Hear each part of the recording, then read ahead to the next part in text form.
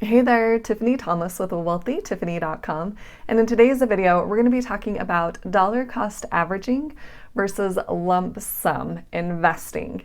And before we dive in, if you are ready for financial freedom right now, comment freedom below in the comments. And if you are serious about fast tracking your financial freedom, click the link below this video in the description and I can help you do that. All right, you guys, let's talk about dollar cost averaging versus lump sum.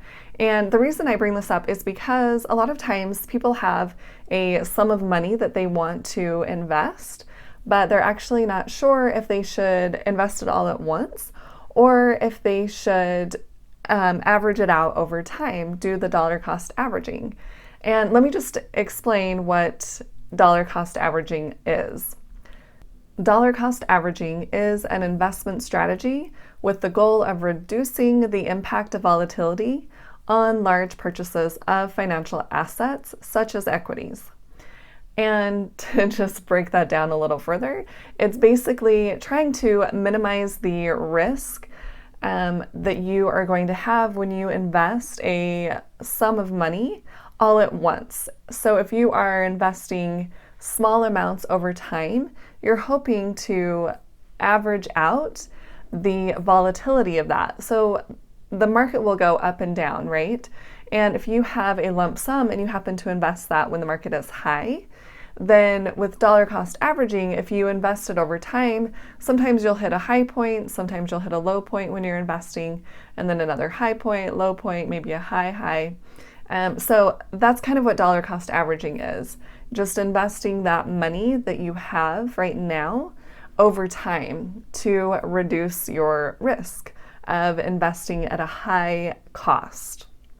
To give you an example, if you had a total amount of $12,000 sitting in your savings account and you wanted to try dollar cost averaging, you may take $1,000 and put that into the market every month.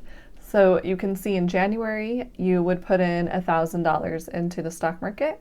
Then February, you would put in another 1,000, March, another 1,000, and you would do that all the way through December until you got rid of your $12,000 total amount. And that would be dollar cost averaging because you are investing your money that's sitting in that savings account at separate times instead of all at once. So in January, you would put in $1,000 and maybe you would buy an index fund for, let's say, $150. And then February, when you're putting in that $1,000, maybe you bought that same fund for $170. And then when you put that $1,000 in March, maybe that has dropped to $140. And it just continues on until you have invested your full $12,000.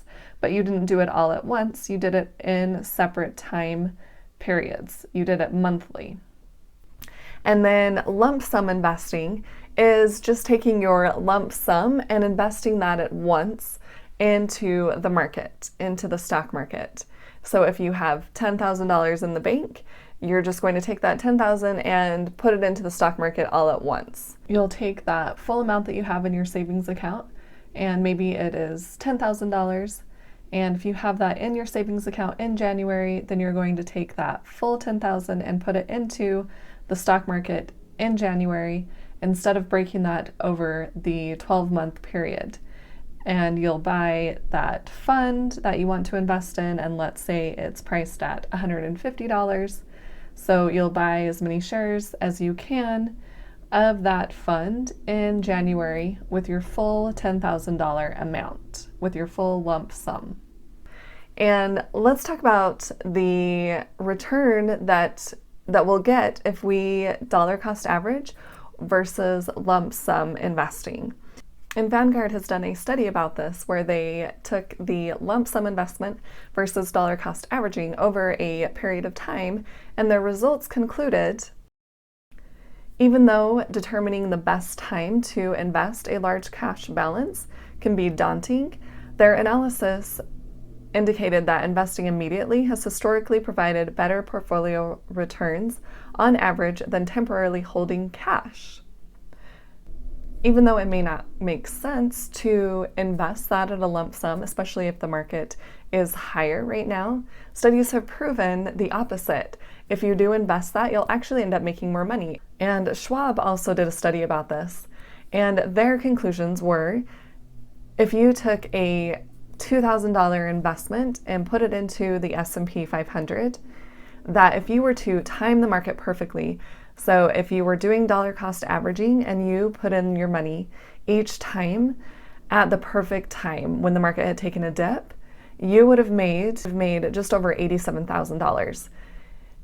And since no one can really time the market perfectly, if you were to invest that money immediately, if you did the lump sum investment, you would have had a return of $81,650.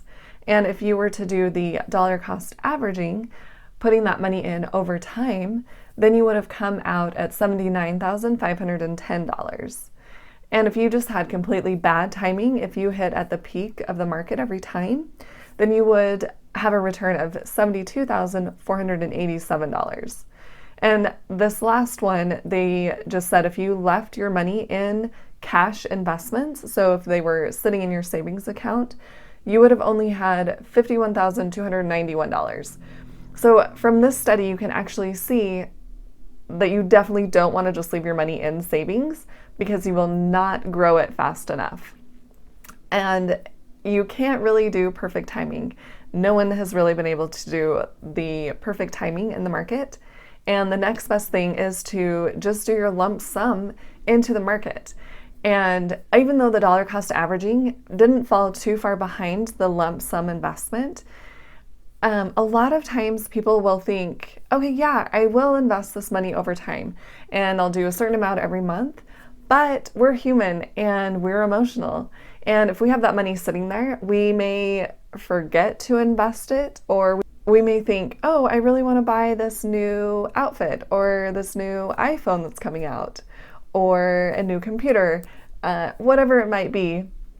And that money may not go into investments.